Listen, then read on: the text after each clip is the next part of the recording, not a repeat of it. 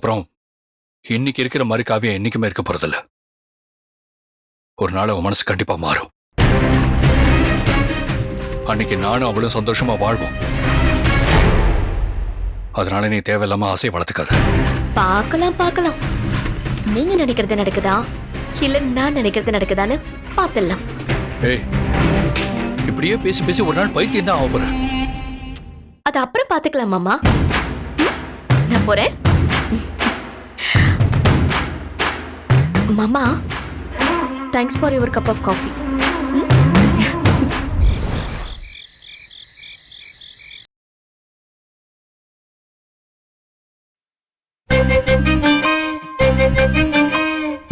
ஜீவா, என்னங்க? குலாப் ஜாமுன் உங்களுக்கு ரொம்ப பிடிக்கும்னு அத்தை சொன்னாங்க, அதான் செஞ்சேன். என்ன பாக்குறீங்க? சாப்பிடுங்க. இப்போதைக்குங்க திடீர்னு ஸ்வீட் எல்லாம்? ஸ்வீட் சாப்பிடுறதுக்கெல்லாம் காரணம் வேணுமா? சும்மாதான் சாப்பிடுங்க. ஆ ஆ ஆ. எப்படி இருக்கு? நல்லா இருக்கு. சாப்பிடுங்க. அதை கொடுங்க.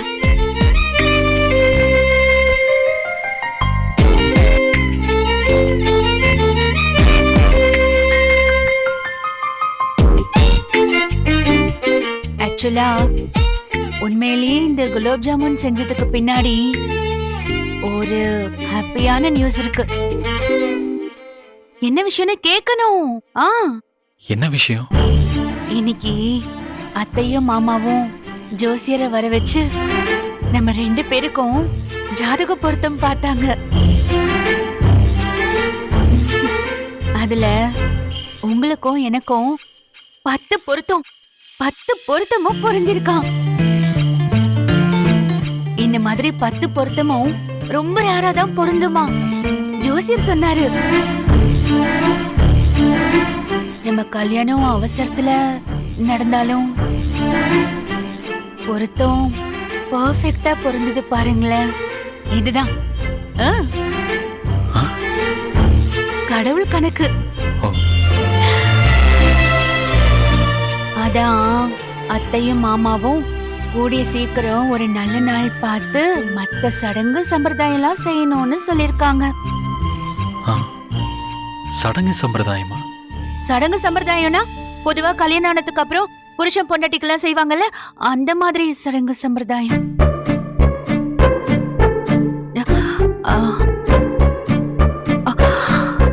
இதுக்கு மேல என்கிட்ட எதுவும் கேட்காதீங்க ஜீவா. இதுக்கு மேல சொல்ல எனக்கு வெக்கமா இருக்கு.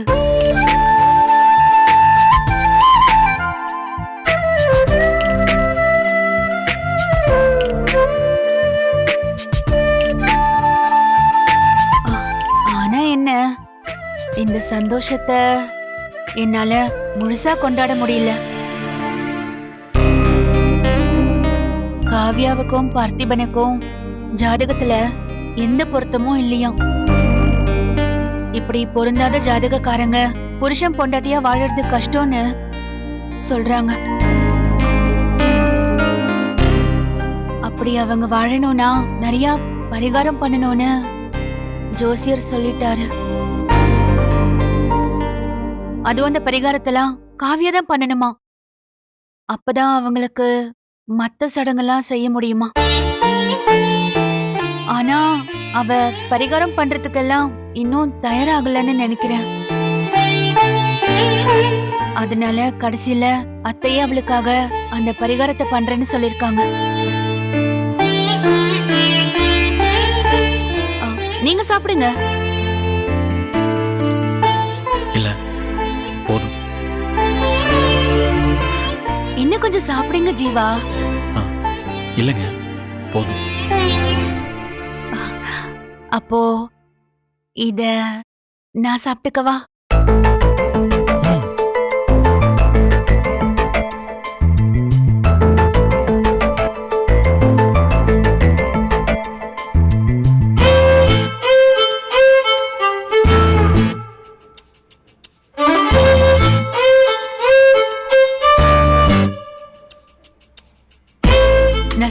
விட இது ரொம்ப டேஸ்டா இருக்கு ஜீவா.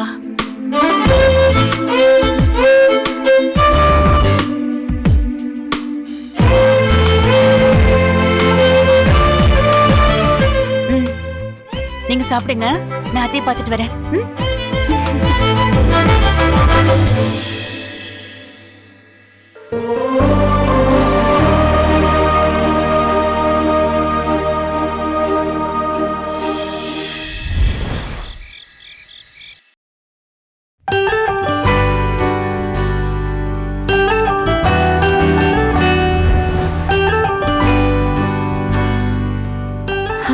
மணி 11 ஆச்சு, இன்னும் பார்த்திபனை காணோம். டோரை லாக் பண்ணலாமா வேண்டாமா? லாக் பண்ணா நாம தான் எழுந்திருச்சு திறக்கிற மாதிரி இருக்கும், அதனால ஓப்பன்லயே இருக்கட்டும்.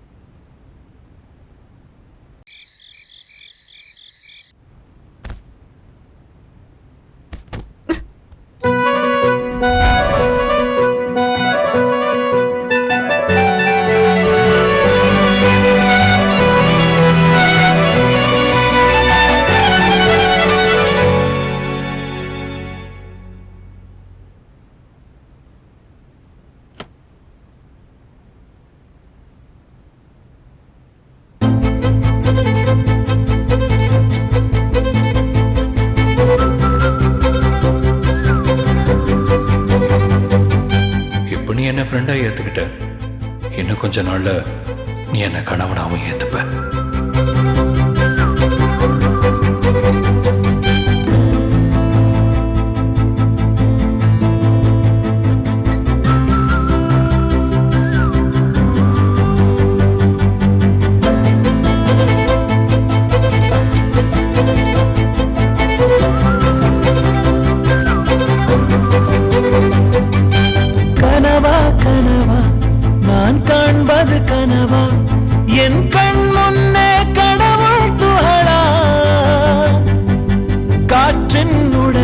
கம்பன் கவிதை மடலா, இவள் தென்னாட்டின் 4ஆம் கடலா,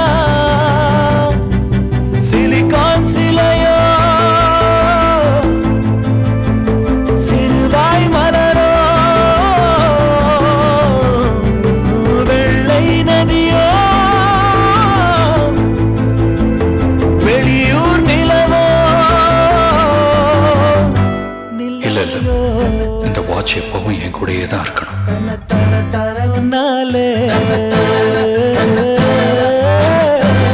மறந்தேனே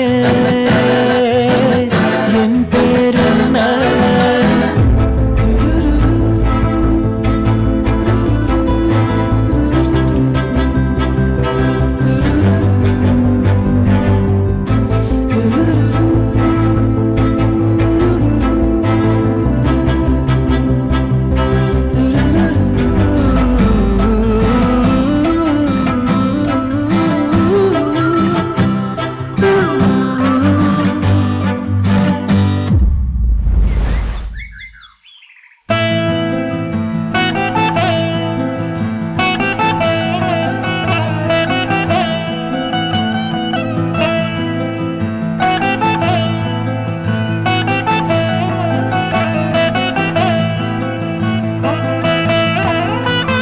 பார்த்தி, காவியா எங்கடா? ரூம்ல இருக்கப்பா. பூஜைக்கு டைம் ஆயிட்டு இருக்கடா. அவளுக்காக தான் இதெல்லாம் நடக்குது. கூட்டு வா போ. கூப்பிடுறேன்ப்பா.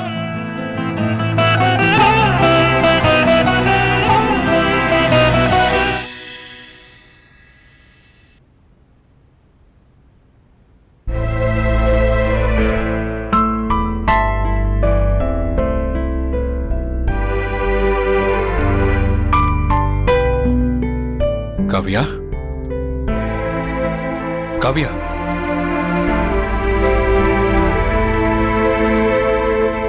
காவியா, எதுக்கு இப்ப என்ன எழுப்புனீங்க? வா போலாம். எங்க? கீழே பூஜை நடக்குது.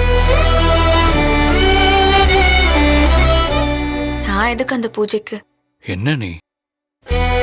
இந்த பூஜையை நம்ம 2 பேரும் சேர்ந்து நல்லா வாழணுங்கிறதுக்கு தான். நான் இப்ப பூஜை வேணும்னு கேட்டேனா? நீ கேட்கல. ஆனா எங்க அம்மா நாம சேர்ந்து வாழணும்னு எதிர்பார்க்கறாங்க. அதுக்காக தான் இந்த பூஜை பண்றாங்க. இந்த பூஜை காரணமே நீதான். சம்பந்தப்பட்ட நீயே வராம இருந்தா ரொம்ப தப்பாயிடும். தயவு செஞ்சு கிளம்பி வா. எனக்கு அந்த பூஜையில கலந்துக்கலாம் விருப்பம் இல்ல. என்ன பாக்குறீங்க? அவங்களுக்கு நம்ம 6 மாசத்துல பிரிய போறோம்னு தெரியுமா? தெரியாதுல்ல. உங்களுக்கு தானே தெரியும். அப்ப அத்தை கிட்ட சொல்ல வேண்டியதானே? நடக்காத ஒரு விஷயத்துக்காக அவங்க எதுக்காக இந்த வயசுல பாத யாத்திரை எல்லாம் போய் கஷ்டப்படணும்? அவங்க இதை கஷ்டமா பார்க்கல கவ்யா. மனசார விரும்பிதான் அந்த பரிகாரத்தை பண்றாங்க. அது மட்டும் இல்லாம நம்ம சேர்ந்து வாழணும்னு ஆசைப்படுறவங்கள்ட்ட போய் நம்ம பிரிய போறோம்னு எப்படி சொல்ல முடியும்? உனக்கு இதுல விருப்பம் இருக்கோ இல்லையோ, நமக்காக தான் அதை அம்மா பண்றாங்க. தயவு செஞ்சு கிளம்பி வா ப்ளீஸ். நான் போறேன், சீக்கிரம் வா.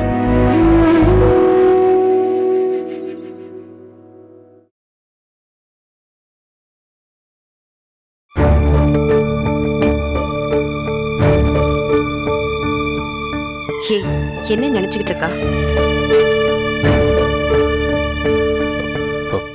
இதோ வரேன்ப்பா. நாம அவ்வளோ சொல்லியும் கேட்காம பாத யாத்திரை கிளம்பிக்கிட்டு இருக்கா பாத்தியா? இவளை என்ன சொல்றதுன்னு எனக்கு தெரியல. விடுக்கா, நாம சொல்றத கேக்குற நிலைமையில இல்லக்கா அவங்க. நாம இப்ப எதுவுமே சொல்லாம இருக்கிறதா நமக்கு நல்லது.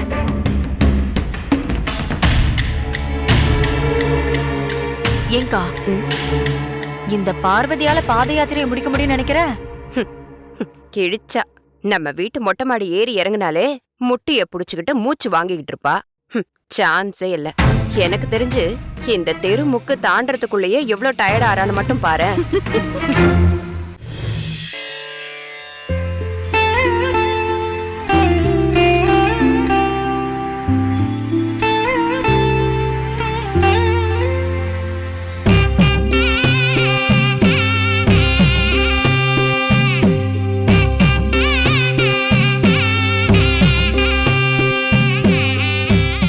எழுந்திருமா.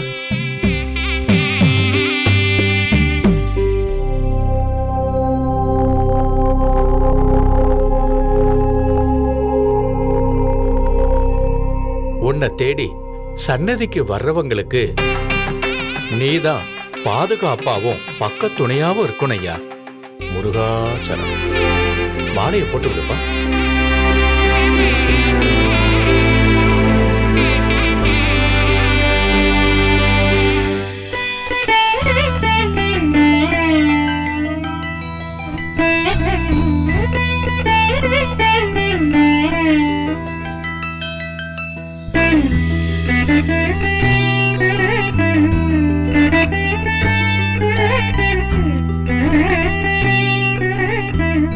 பிள்ளைங்க எல்லாம் அம்மா காலில் விழுந்து ஆசீர்வாதம் வாங்கிக்கங்க.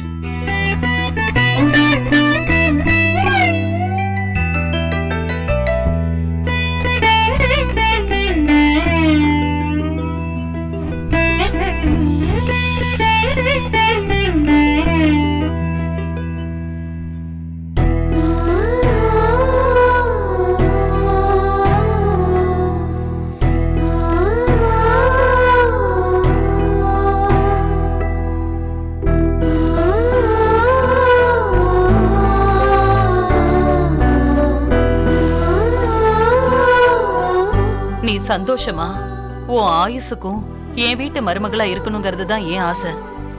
அதுக்காக நான் என்ன வேணாலும் செய்வேன்.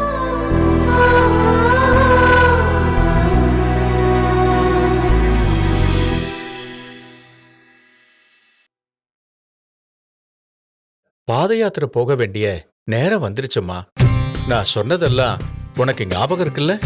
ஞாபகம் இருக்கு சாமி. நல்லது.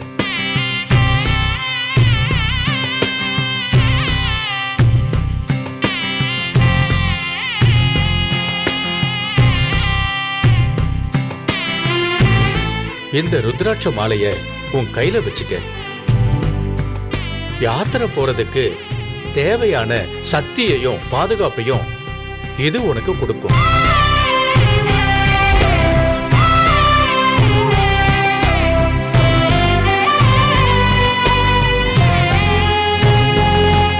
வாடி, என்னமோ பண்ணட்டும்.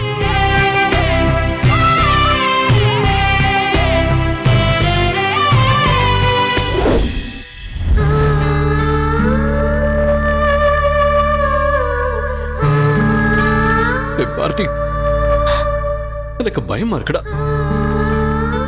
அவ்வளவு தூரம் தனியா எப்படி அவளால முடியும்?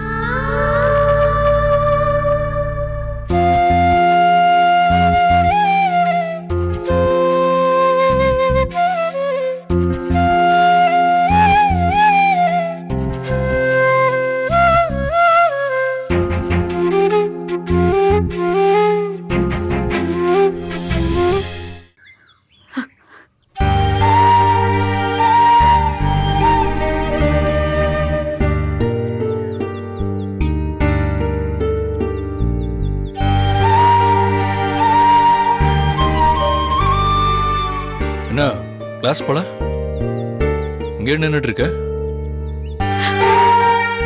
அவனை கிளாஸ்ல ட்ராப் பண்ணிட்டுமா? நான் இன்னைக்கு கிளாஸ்க்கு போல. என்னாச்சு? ஒரு நாள் கூட மிஸ் பண்ணாம கிளாஸுக்கு போவேன். இன்னைக்கு என்ன? மனசு சரியில்லை. பொதுவா உன்னாலதான் மற்றவங்களுக்கு மனசு இல்லாம போகும். இன்னைக்கு உனக்கே மனசு இல்லாம போச்சு.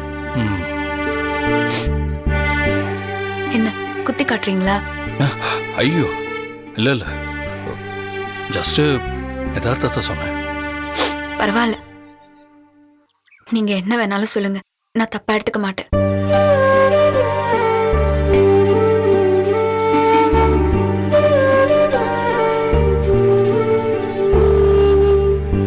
உனக்கு நீ பண்றதெல்லாம் தப்புன்னு இப்பதான் கொஞ்சம் கொஞ்சமா புரியுது இல்ல? நீ செய்ய வேண்டிய பரிகாரத்தை எங்க அம்மாவை செய்ய வச்சுட்டு வருத்தப்படுற.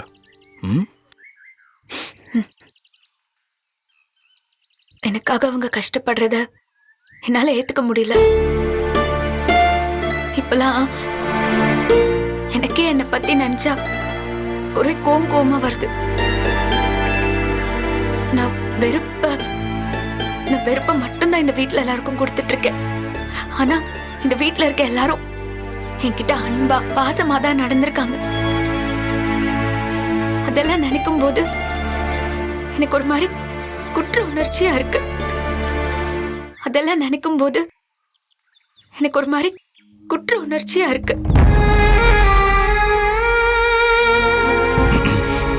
இப்பதானே நீ ரியலைஸ் பண்ண ஆரம்பிச்சிருக்க.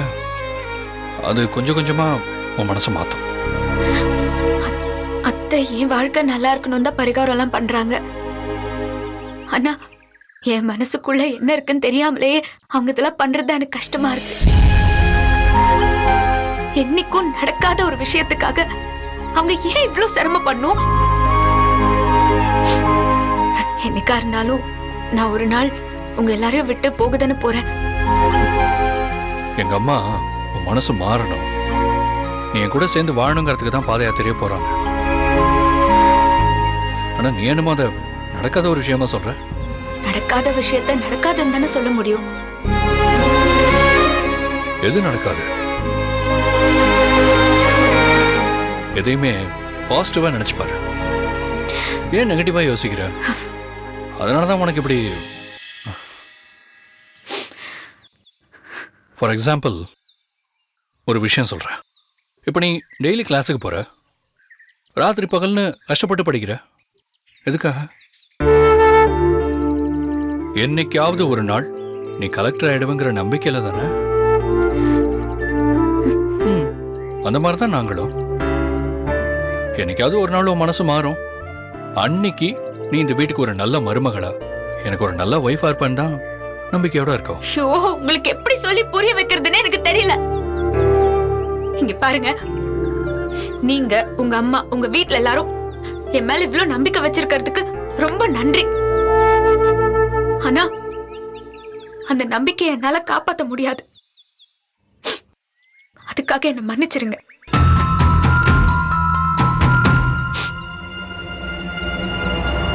இன்னொரு விஷயம், இப்போ இருக்கிற மாதிரி தான் நான் எப்பவுமே இருப்பேன். இப்ப சொல்ற பதில தான் நான் 6 மாசம் கழிச்சும் சொல்லுவேன். என்கிட்ட வேற எதையுமே எதிர்பார்க்காதீங்க. சாரி. நீங்க முடியுமா, நினைவு தூங்குமா, காலம் மாறுமா, காயம் மாறுமா, வானம் பிரிந்த மேகமா, வாழ்வில் உனக்கு சோகமா, காதல் போயும் காதல்